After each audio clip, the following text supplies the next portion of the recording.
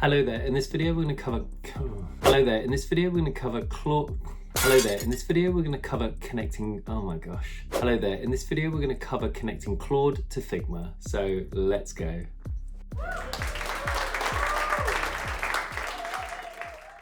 Okay, welcome back. So as you can see, we are in Claude and I've got it loaded here on my screen.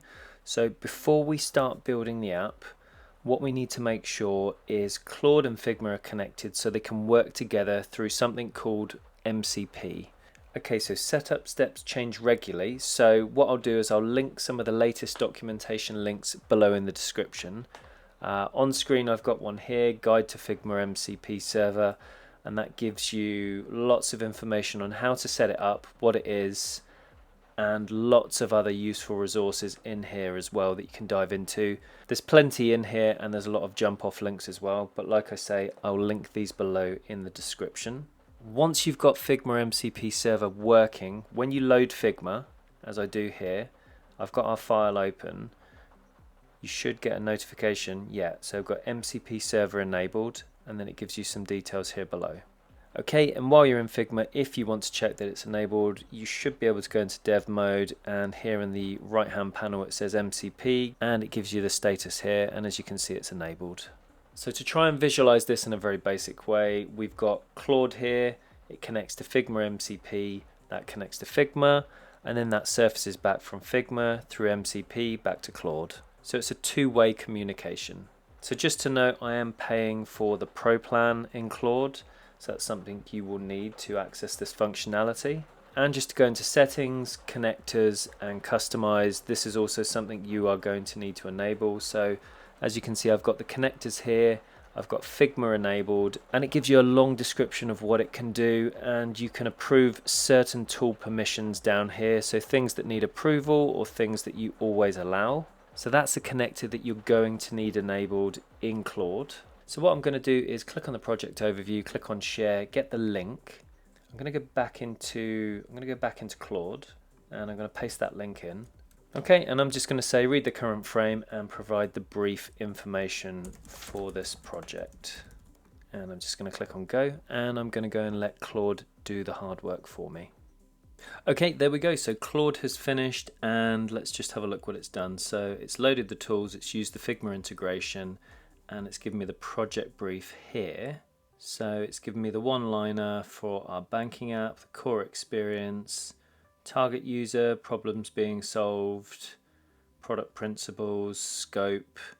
So basically everything we've put in here, it scanned through it and it surfaced it here in Claude. So that's really good, and it also proves that Claude can see Figma and it can access the data in the file.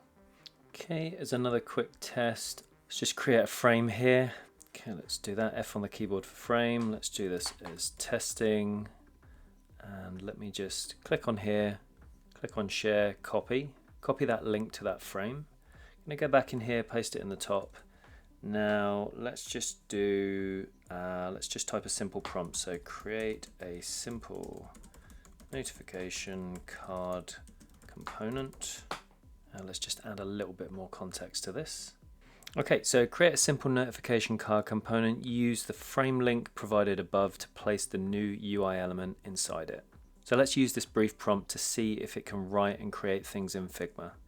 Okay, what I will do is I'm just going to add this little caveat here. Do not use any existing memories for this example because I've already got Claude up and running and it has certain things already implemented. So let me just click on save. Okay, let's let it go.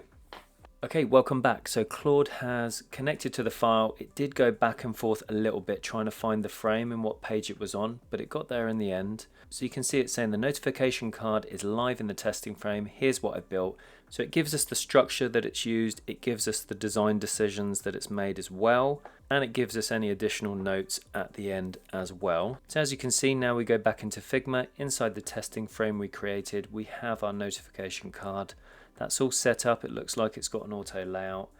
Let's just expand the layers. So we've got the icon, we've got the text, subtitle, we've got the time here and then a dot. So that was created pretty quickly. It's not linked to any memories, any design files. So that's a good first pass.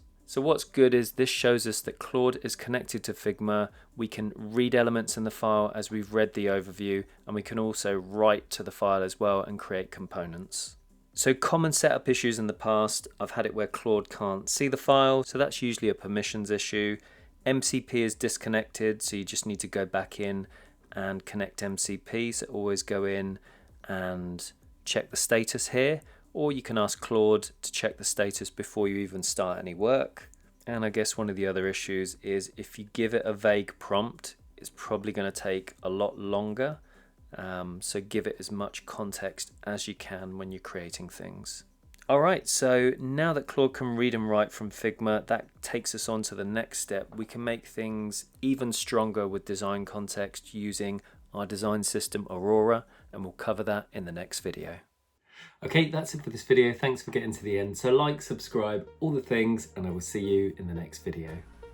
So we're going analog today, I think. Found loads of these things today. These are Moleskine tiny notebooks, and these are so satisfying. And I mean, they don't take long to fill, but great to have on you.